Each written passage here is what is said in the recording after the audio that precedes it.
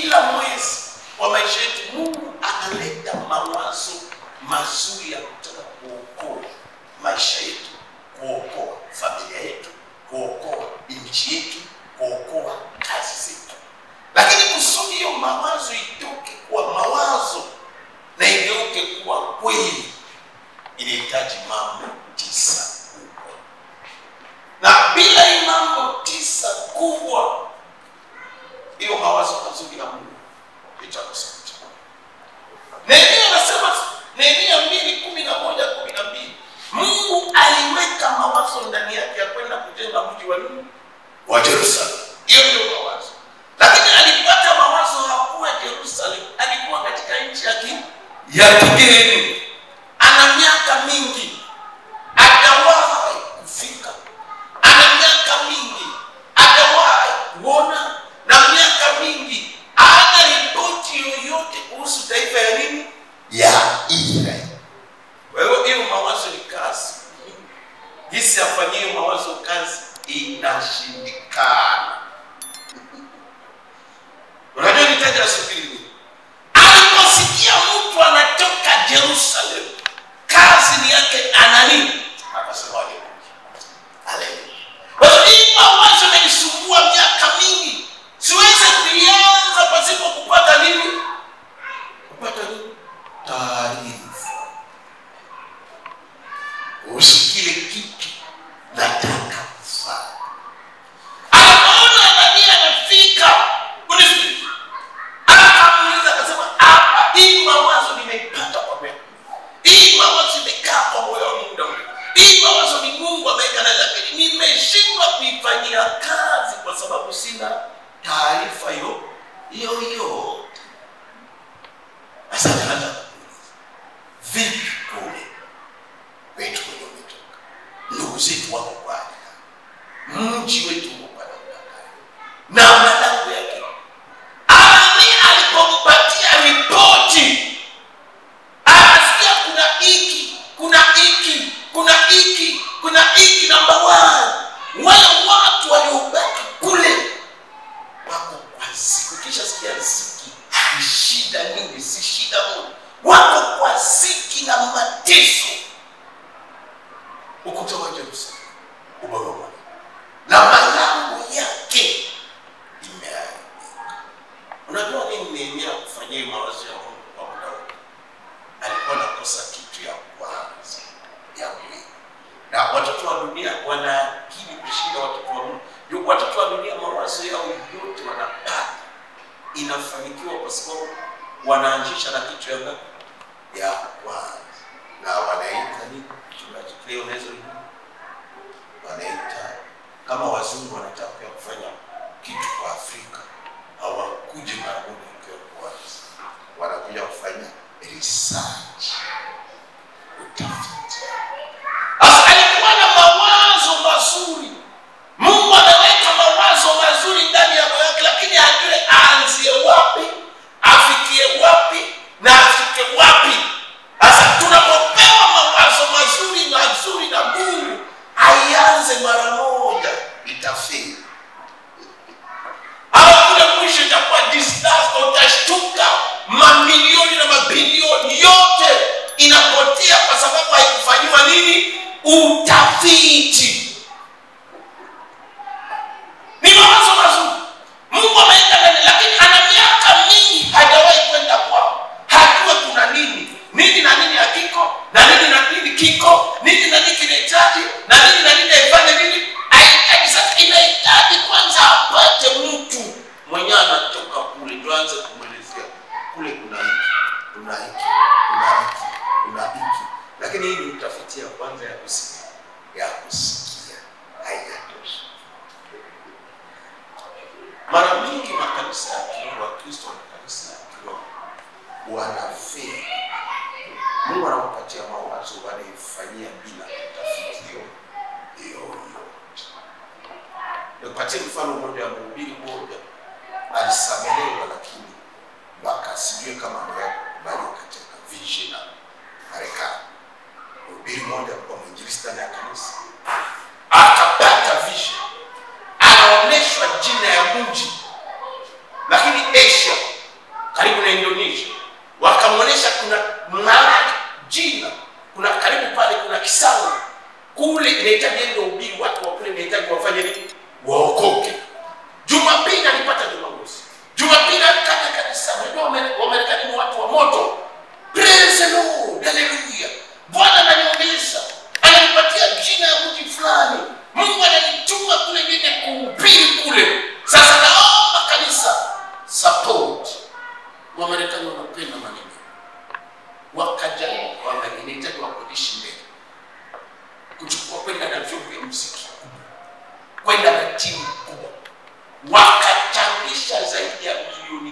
na ndani ya choo 15 milioni.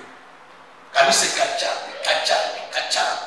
Lakini huyu mtu hajawahi kufika kule hata siku moja. Na hataki kupata ripoti hata ya kule siku moja. Mungu amesema. Hata kama Mungu amesema, Mungu kwa kusema aliwaza. Kabla ya Mungu kusema aliwaza. Kitu ya kwanza aliona, kitu ya pili akawaza, na kitu ya tatu akasema.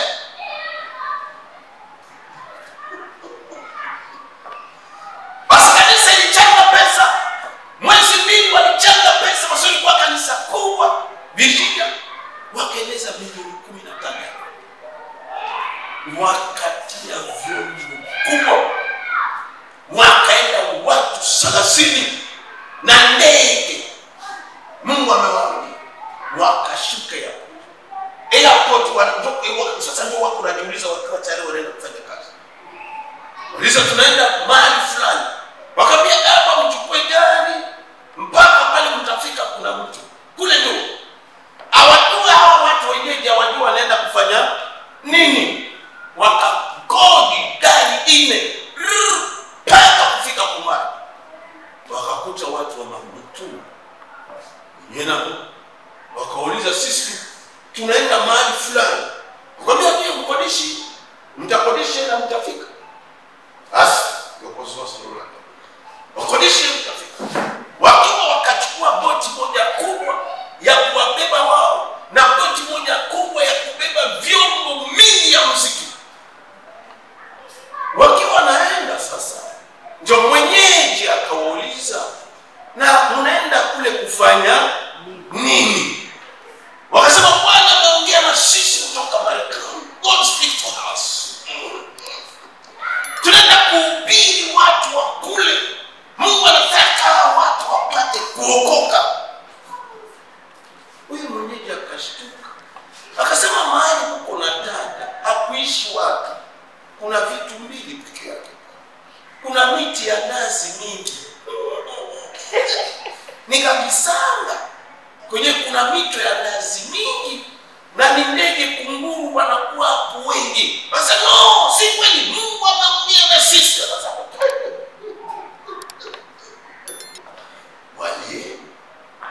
Walipofika kweli ni kisanga kukata bahari.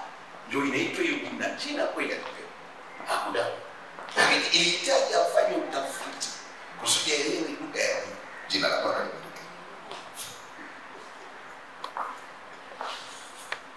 Walipofika hapo, wakafika hakuna mtu, hakuna kitu.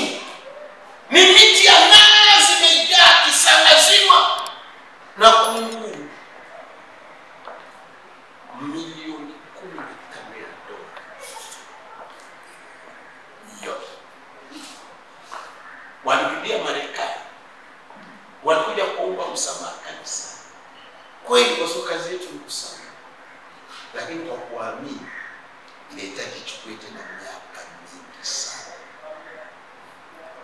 Mawazo Mungu analeta ndani yetu. Lakini kusudi mawazo ipate kufanikiwa, usianze kufanyia mawazo yote kazi kabla kwanza haijafanywa utafiti.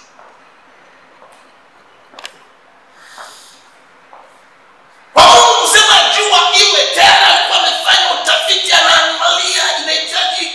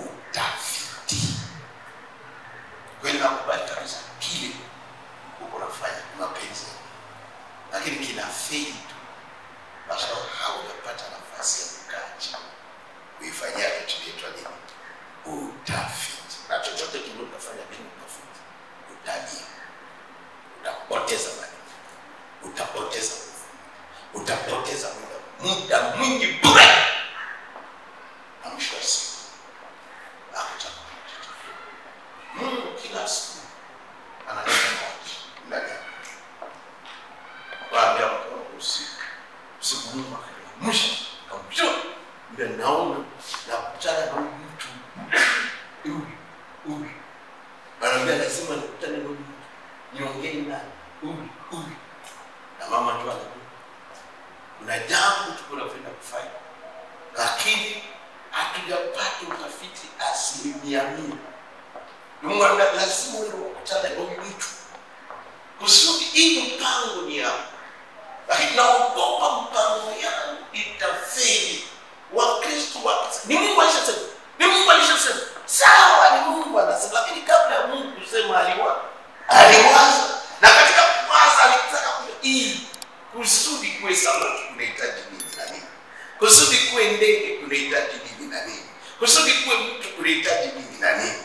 Kusudi kuwe ardhi, miti kunahitaji nini na nini? Chochote kile kitu kizuri unataka kufanya kuishi, basi ukifanyia utafiti.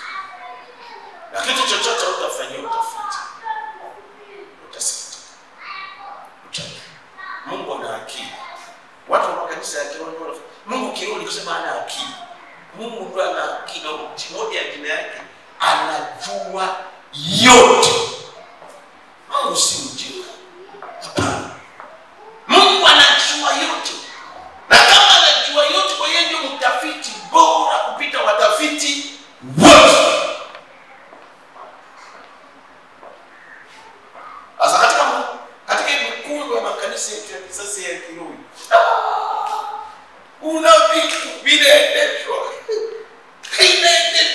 Pako na shanga.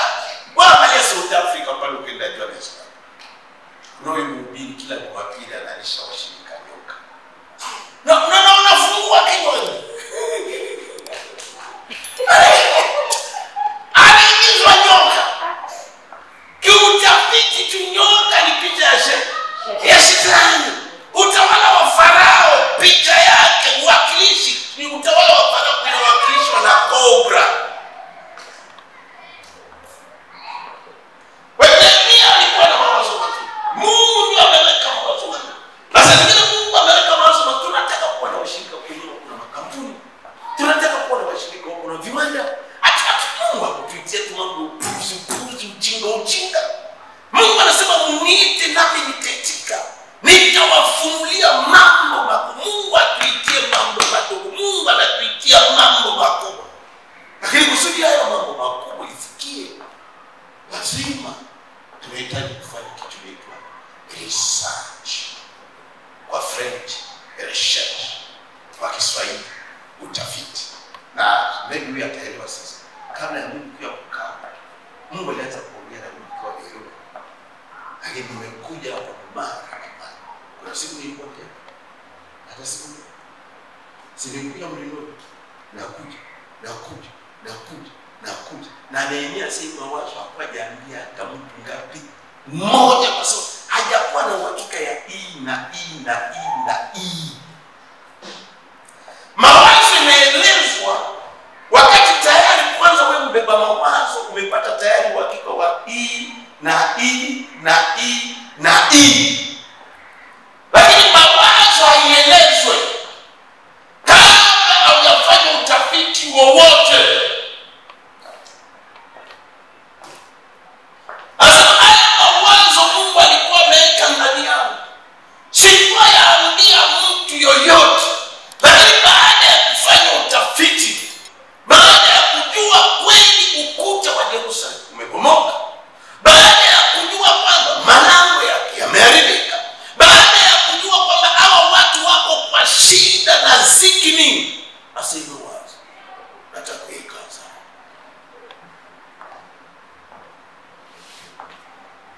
Zile makanisa mingi ya kiroho, hata mamiradi yao yote inaendeshwa kwa kiroho. Haina utafiti. Miradi inaendeshwa kiroho. Wanafikiri Mungu kusema ni kiroho. Mungu ana akili. Mungu ana akili sana. Anajua yote. Na tunataka hii mwezi unaokuja. Nataka Mungu alete mawazo mazuri kwa maisha. Lakini utapopata mawazo mazuri juu ya maisha, hapana kuikiza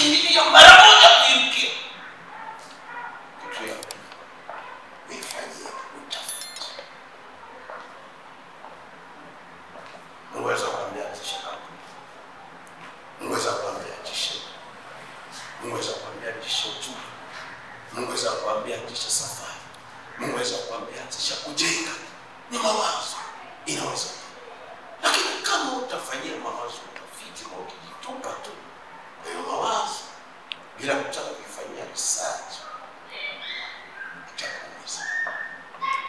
Na wakati mabilioni yanaanguka, unalalamika, kwa nini Mungu uko? Mungu hapa mimi nileta mawazo. Hata kwa mimi kujenga nyumba yangu hapo. Kwanza nilimwaza, kisha ndo baadaye nikaifanyia kazi. Nilitafiti, nikaangalia inahitaji nini, inahitaji nini, inahitaji nini, inahitaji nini, inahitaji nini, inahitaji nini. Vitu nyingi nzuri ya Mungu inakufa kwa sababu watu wanaamini tu Mungu anasema. Kisha akili ya Wakristo wengi hata inakataa kufanya hata kidogo, inakataa kabisa. Ni watu wa kiroho sana, ni watu Mungu amesema, Mungu ameongea, ni sawa, tunakubali Mungu anasema. Mungu anaongea kwa njia 14, njia 7 rahisi na njia 7 ngumu, na moja ya njia rahisi Mungu analeta mawazo ndani ya mioyo. Lakini mawazo yote ya Mungu ina upande positive na upande negative, na mara nyingi watu wanafeli kufanya mawazo ya Mungu kwa sababu kila asubuhi wanaangalia upande negative. Hapa hiki tutafanya, hapa hiki tutafanya. Na Nehemia angeangalia upande negative, asingeshuku, angeachana na mawazo, kwa sababu mtu wa kwanza angefungwa angekuwa nani? Nehemia. Angeuawa na mfalme. Kwa hiyo tunataka kutoa taifa hili kwa ukolo ya mfalme yeye anapatia maji. Chochote kile unaona kina upande positive na upande negative, jua ni kitu sawa sawa na mapenzi ya nani? Ya Mungu. Lakini chochote kile unaona kina upande mmoja positive, ni kitu mawazo ya mtu au mawazo ya shetani. Lakini tunaongelea sasa hii mawazo ya Mungu ina upande positive na ina upande negative.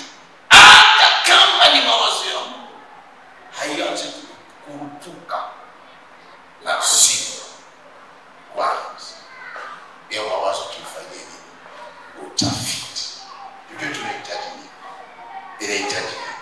Na ndio maana Jumapili naita kamati hapo. Tuna mawazo tayari tumeiza yako ngapi? Tumechanga hiyo vifikia kiasi fulani, tunashukuru. Lakini tunataka kuikalia tena, kuikagua, kwa sababu siku ile tusiaibike, siku ile tushangae kwamba mamilioni ya watu walitoa lakini matokeo iko nini? Zero.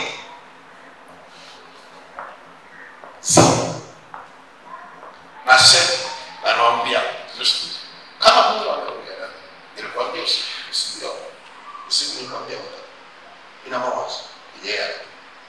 Na hii mawazo tumepiga hatua moja mbili, lakini usiku mtu akanitokea, enda kukutana nao, na kukutana na wao ni kusudi kupata information zaidi. Tunataka kufanya si makosa kutaka kupata taarifa zaidi ya ziada.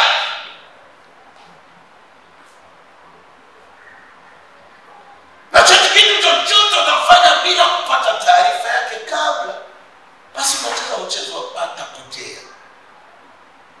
Pata taarifa ya ziada. Au wahubiri wa Marekani wangeuliza, unaona, hii dunia ya kisasa, walikuwa wapige simu waulize Asia kule Indonesia. Sawa? Huko Indonesia kuna sehemu inaitwa hivi na hivi, wamwambia ndio. Hapo kuna mji watu wanaishi, wamwambia hapana, hapa kunaishi nini? Nazi peke yake na kuku. Hiyo hela ingefanya nini? Haingepotea. Lakini imepotea katika ujinga ya kujiita wako kiroho sana. Mungu amesema, Mungu alishasema. Ndio Mungu anasema, lakini Mungu si mjinga. Mungu ana akili.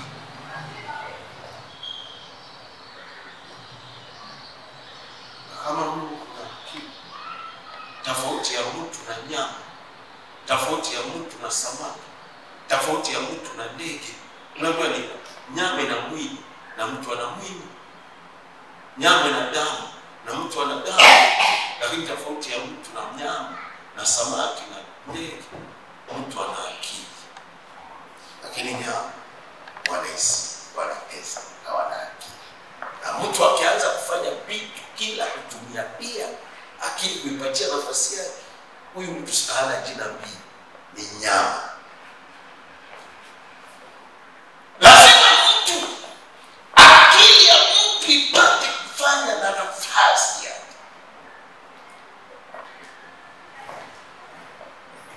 Na wakati akili ya mtu inakosa kufanya na nafasi yake, basi huyu haiko tena mtu, anakuwa nyama. Ana mwili lakini ni nyama. Nasema na uteo. So Mungu ameanza kuongea. This time Mungu ataleta mawazo mazuri. Mwezi na kuja kwa maisha. Mungu analeta mawazo mazuri. Mwezi na kuja kwa maisha. Lakini yale mawazo mazuri Bwana anaenda kuleta kwa maisha yetu, lazima tuyafanyie utafiti. Nini? Mnakubali hapa? Huko watu walikuja, acha tuache Yesu zingine ni mawazo ya Marekani itawasaidia, tulete mawazo ya Tanzania. Na kwangu mimi nasema saa zingine ilikuwa kabisa Mungu alisema. Tukiwa Arusha hapa Dar es Salaam, kulitokea watu walitoka kama wa Sabato Masalia. Mungu alisema nao waende Marekani. Mna hiyo story? Dar es Salaam polisi hiyo. Ilifanyika. Watokea wapi sasa? Sijui hapo watokea wapi. Baadaye wakaja hapa Dar es Salaam. Walikaa airport, walikuwa na kunya hapa karibu.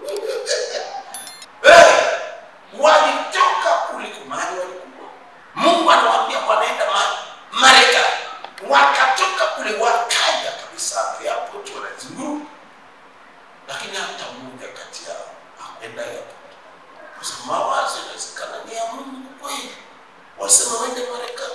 Lakini kwa nini sasa kwanza kufanya utafiti? Kusudi mtu aende Marekani inahitaji nini na nini? Wanaanzia wapi? Inaenda kaenda kaji. Inakuwa kuwaje? Walikuja hata moja kati yao walikuwa wanakuja katika kufunza kilomita. Sasa wana mahali pa kula, wana chakula, wana passport, wana chochote. Mawazo inaweza kuwa ni mawazo ya Mungu. Lakini mawazo hii feli kwa sababu mimi naweza kukubaliana ilikuwa na mawazo ya Mungu kwa sababu ina upande positive, raha ya kweli. Lakini na upande negative, kuna vitu mingi kusudi mtu afanye nini? Aende. Unahitaji passport, unahitaji visa, unahitaji tiketi. Kuna wengi inawezekana kabisa ni mawazo ya Mungu. Lakini ilifeli kwa sababu hii mawazo Mungu aliwapatia, walikosa kuifanyia nini? Utafiti, research. Kwa chochote unataka kufanya kwa maisha, kando ya Mungu kuongea na wewe, kando ya Mungu kuelekeza kile kitu Mungu anakuambia, kile Mungu anakuelekeza. Na kile Mungu anakuelekeza kwa upande negative na upande positive. Lakini usikose akili yako hiyo. Ukosa kuchangia kwa hiyo mawazo. Kwa sababu Mungu ametuumba kwa mfano. Fanya utafiti kidogo tu. Na utapokea kufanya utafiti kidogo tutone kitu. Iko roho, sihitaji kufanya kwa mfumo. Hii kitu sihitaji kufanya kwa mfumo. Hata kama Mungu alisema sitaifanya kwa mfumo wa kushoto, naifanya kwa mfumo wa kulia. Hii kitu hata kama Mungu alisema nitaifanya baada ya miaka ngapi? 5, kwa sababu nahitaji iki.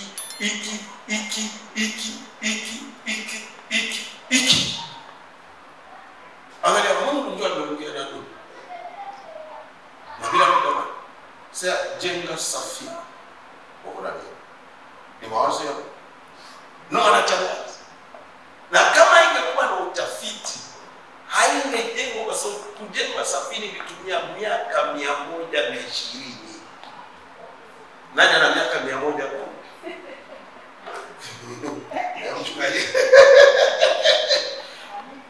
Ilitumia miaka 100 na nini? Na ilihitaji bajeti kubwa, ilihitaji mipangilio kubwa,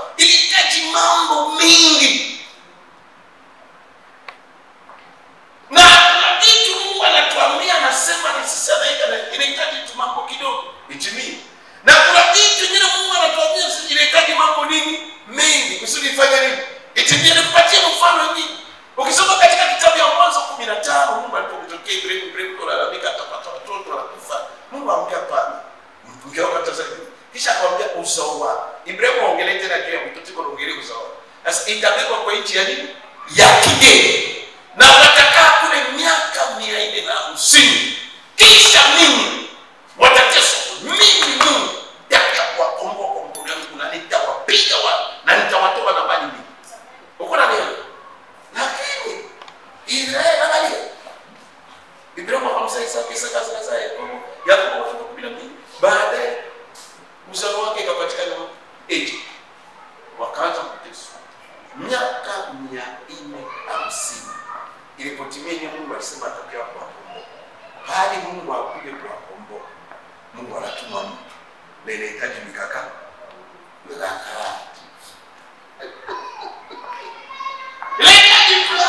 Musa anaanza kuuliza sasa mimi nikienda mbele. Lazima apate information yote.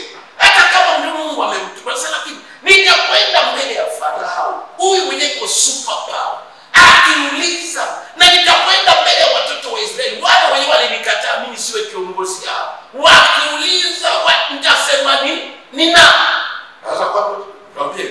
Sasa watu huyu Farao itakuwaje? Kuna nguvu, kuna super power kwa sababu kuna nguvu.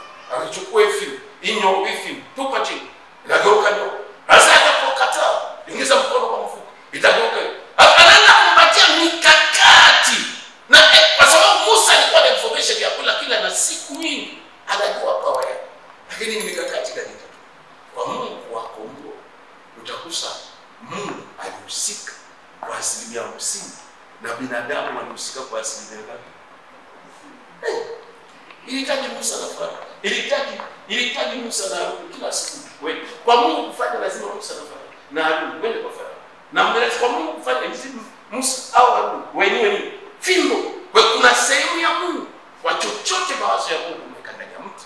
Na kuna sehemu ya binadamu. Sasa kama kuna sehemu ya unajua kama mawazo ya Mungu hakungekuwa sehemu ya binadamu, hatuna sababu ya kufanya utafiti wowote. Wakati gani?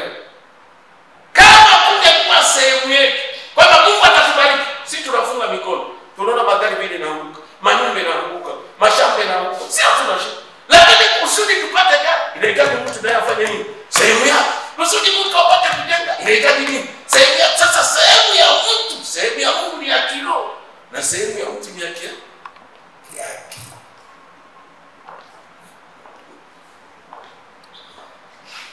Na baba yangu wa mbinguni awabariki sana. Nasema naongea kwa ufupi, nasema tunaongelea mpaka mwezi mpaka mwezi wa 10 kabla ya siku. Jinsi gani mawazo ya Mungu inatimia kwa maisha. Nakwambia kusudi mawazo Mungu analeta, anaongea na sisi kwa njia 9, kwa njia 12. Na moja ya njia anaongea na sisi anatumia mawazo ni njia simple, rahisi. Lakini mawazo ya Mungu inakuwa na positive way na negative way. Lakini kusudi sasa mawazo ya Mungu ipate kutimia, inahitaji mambo 9 ya Mungu. Na jambo ya kwanza ya Mungu, unapopata mawazo ya Mungu si